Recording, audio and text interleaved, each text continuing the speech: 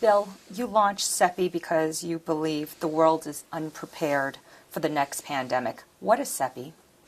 CEPI is a coalition for epidemic preparedness, and the idea is to take a new way of building vaccines that could let us develop in less than a year a novel vaccine.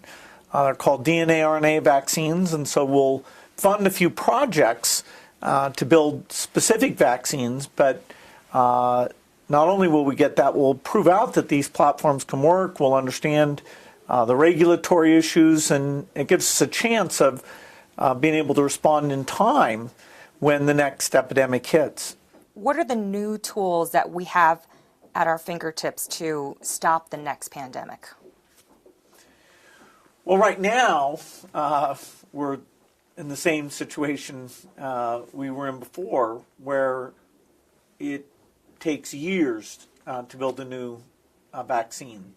But the scientific idea of these new platforms could radically change that, so that a lot of the steps are sitting there ready. The factory piece, understanding the regulatory piece, and you just have to plug in some information, do some quick safety profiles, and then you can get into manufacturing quite rapidly. And if we speed up this process, how many people are we actually saving? Well, we don't always know the risk of an epidemic, and some epidemics, like a flu epidemic, could be absolutely gigantic.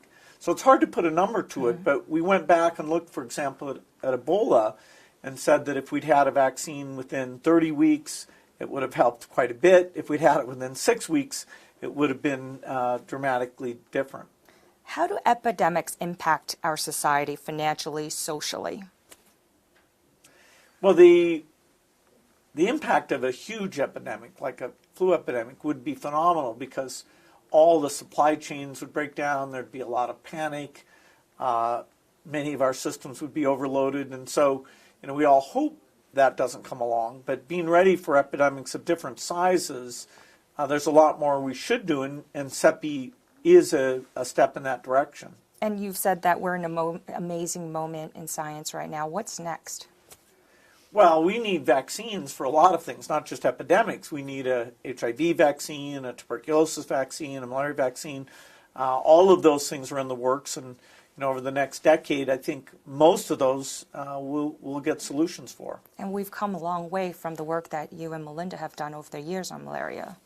Yes, so all these infectious diseases, deaths have come down, new tools are coming out, and governments have been very generous at supporting this work in partnership with us and others.